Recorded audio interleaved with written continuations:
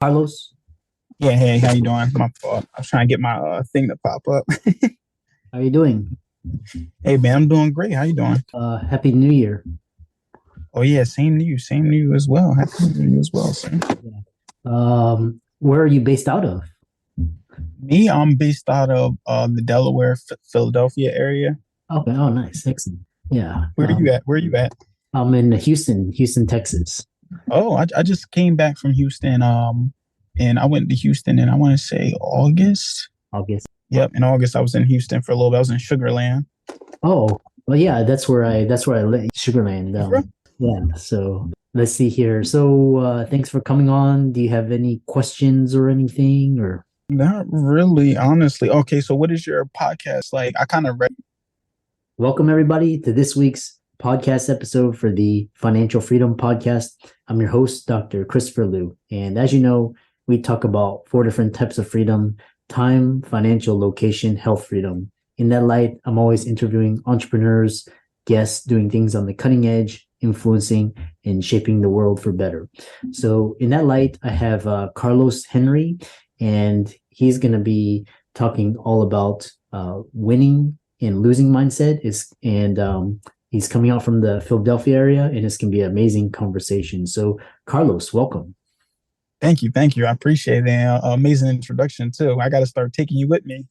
Yeah, we met through Podmatch, and like I said, I'm always trying to get the that extra insight, capture it, record it, and share with the audience. So tell us more about yourself, your story, and how you got started. Yeah, so like you said, I'm based out of the Philadelphia area, and really, I just graduated from college about a couple years ago. So I was going into my last semester of college, during COVID too. Crazy time. I'm pretty sure you're familiar with it.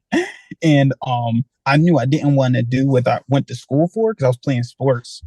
So I was just like, you know what? I want to be an entrepreneur. And then I was like, what do entrepreneurs do?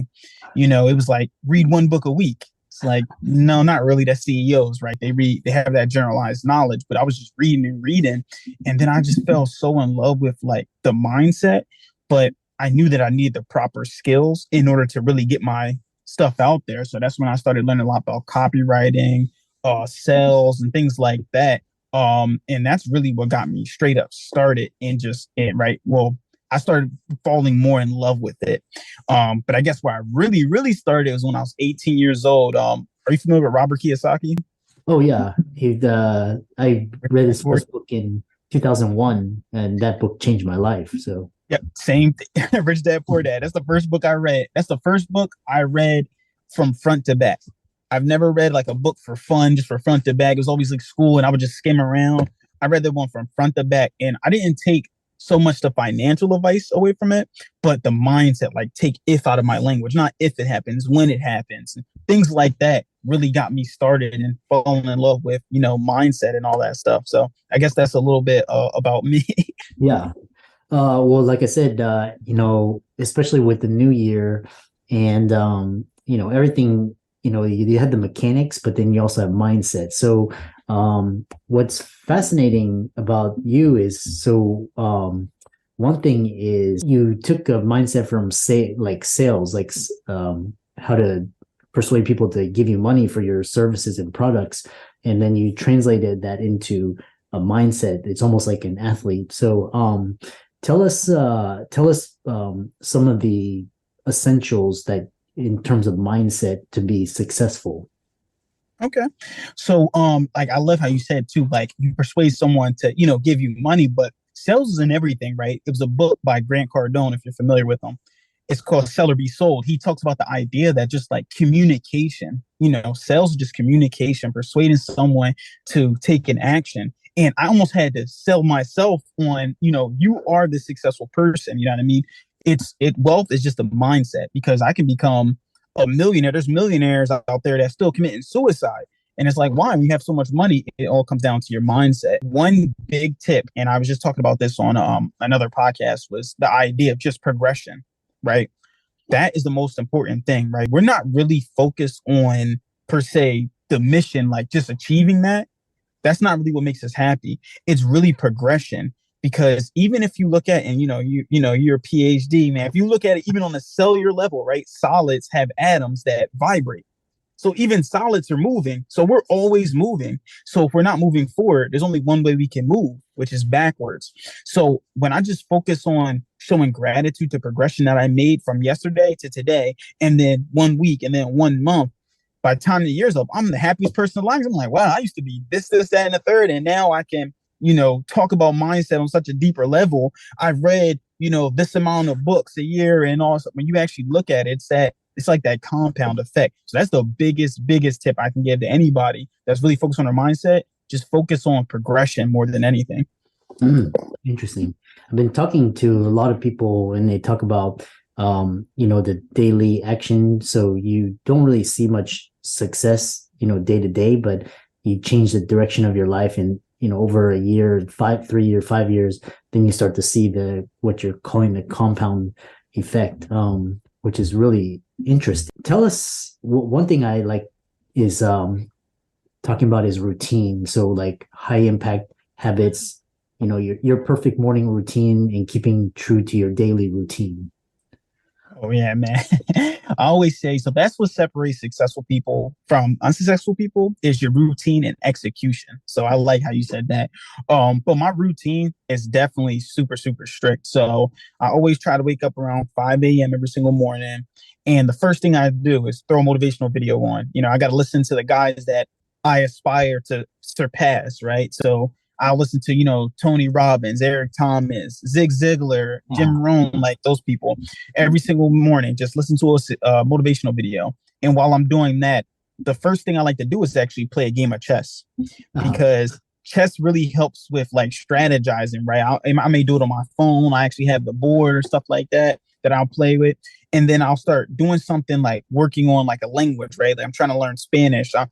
My mother-in-law always calls me a fake Puerto Rican because I can't speak Spanish. So I try to work on a language too in the morning, just something just to basically get my brain warmed up, because you think of it from like, even from like exercise standpoint, right? If I go out there, I was a basketball player. I go out there and I just straight run in to start playing games. I'm going to pull a muscle if I don't warm it up first. So why, when we wake up in the morning, do we try to do the hardest activity first? You first have to warm up your mind. So I do things that are easy, like playing chess to me is like easy. I don't even have to get out of bed. I can play it on my phone, or learning a language, doing Duolingo 5 minutes a day on your phone. I try to do easy things first, and it builds up that momentum, because the hardest step is the first step. And that's what warms my brain up to then tackle harder things, and, answering questions, and, reading books and all that stuff. I'm already warmed up now. So I spend a lot of time doing that stuff first thing in the morning. And then, of course, I go work out, too, because I got to get a nice little sweat, getting that blood flowing to my brain. So that's really my morning routine, like solid. Every single morning I do that. Interesting. It's interesting to see what people do. Some people, juice, some people take ice cold shower, some people sprint, some people journal, which is, I read something interesting. Is one lady, she gets in her car and she drives, it's not good for the environment, but she just drives around. So it's, whatever gets you into that state. And it's different for everybody. So one thing, especially talking about trials and tribulations, especially these days, it's like almost nothing is certain, and you're always hearing about tragedies. How do you stay motivated through these hard times? So it's funny. I was just talking to somebody about this. I swear, I don't know why this always fucks with me, but I was actually listening to a motivational video about this, and it was like, what makes people successful is their ability to act in the midst of chaos. So like my routine and everything is cool. It's great. Like when everything's going good, but can I still stick to that routine when everything is going bad? And like, I still got to go do, like, even yesterday was New Year's. And my wife's like, why are you still recording a podcast episode? I have to do my routine every single day. I don't care if you're on vacation or not. You have to do it in the midst of chaos and really stick to it. And that's another thing that it goes back to progression. Really, that's what helps me stay excited. Like I would see things like, there's other guys out there that are 25 years old that are millionaires already. You know what I mean? And I'm like, dang, I should, I got to do that. But then it's like everybody moves to beat their own drum. So when I go back and look at where I was at, before I wasn't being hosted on, podcasts, before I wasn't reading, try to read 10 books a month. you know what I mean, trying to read 100 books a year. Like I wasn't doing these things before, but now I'm doing these things, and it just feels amazing to see that I'm progressing from what I was to what I am now. So really just showing gratitude and being grateful for everything really helps with that. It helps me continue to work in the midst of all that chaos. Yeah, it's quite interesting because I did this experiment end of last year. Was I just took the 2 months off and tried to build momentum into the new year, and it's actually it's actually interesting because if you build momentum into the new year, it almost feels like you're still doing it, so it gives you like extra push. What one thing is oh, tell us about some of the top book. You mentioned Robert Kiyosaki. Grant Cardone, all the others. What are some other influential books that have changed that are good for mindset? Great for mindset. Definitely anything with Tony Robbins on it. Any book with Tony Robbins' name on it is pretty much really good with mindset. I'm also reading Jordan B. Peterson. He's really, really good as well. What's another good book as well? UOU by Eric Thomas. Uh-huh. I really, so it's me, I kind of like, it's not really the book per se that I focus on. I focus on the author. I'm like, okay, is this a motivational speaker? Because I'm gonna be the number one motivational speaker ever. That's my goal. So I have to read the top guys, and that's what I do. I just look at their books because they put a lifetime of their, learning and everything, and they put it all into just, 200, 300, 500-page book. And that's what I try to focus on, like Napoleon Hill, Think and Grow Rich. That's like a really, really good one. Probably read it like 3 or 4 times. Those are ones that are really big for mindset. But like I said, if you just focus on like them authors that are already out there doing it, like Tony Robbins, Jim Rohn, Zig Ziglar, you focus on those guys, you definitely will come across some amazing books for mindset. Yeah. I love Jim Rohn because he's no nonsense, and he just basically he tells it as it is. He's like, take personal responsibility, but he does it in a way that's very self-disciplined. And Tony Robbins, everybody knows, using your emotions, your physiology, your state. What's interesting is, and then you mentioned some others, which it's, Napoleon Hill is great if you have Audible, and then you can read, like I go through Think and Grow Rich like once a month just to Lead the Field is good too. So yeah, there's just so much, you can just YouTube, Spotify, you can get all these for free now. So I didn't even know that. I like I'll be reading the physical. I'll be having the physical book out, taking notes, reading it like that. Well, it's actually a better way is if you have the physical, and which is interesting. I know people will buy the Audible as well as the physical, and it helps them solidify their learning. Yeah, this has been one thing is if you could one piece of advice you would give to the audience, what would it be? One piece that I would give to the audience, I guess this is kind of two, right? Set one like really big goal, like, because like a goal that you really want to do, like if no one in the world was trying to influence you in any type of way, what you want to do, set that goal to the fullest extent, something big, you don't even know how you're going to do it, right? And if you're a winner, you're going to figure it out, because winners win and losers lose. So if you find a goal that's so big that you don't even know how you're going to do it, big goals, they create big motivation. So when you just have big motivation, you're going to find different ways to actually figure that goal out and figure out what you got to do. You know what I mean? So that's why I always tell someone, just set really, really big goals and just create that big motivation and just start, right? Just doing a little bit each day. Last month I did 100 push-ups a month. 100 push-ups a day. By the end of the month, it was 3,000 push-ups. And I was like, wow, I did 3,000 push-ups last month, right? So it's just literally just set big goals, get big motivation, and just do a little bit each day, and then always look back and show that gratitude and look at the progression that you made. It's interesting because the one thing that I had epiphany is it doesn't cost any more to think bigger, and because you're using the same mental space, and you're still using still the same time. It's just the number is bigger. So if you think bigger, it's a lot. Sometimes it's even a lot easier because you're controlling a bigger piece of the pie. So, which is interesting. fascinating discussion. How can people follow you, visit your website, etc.?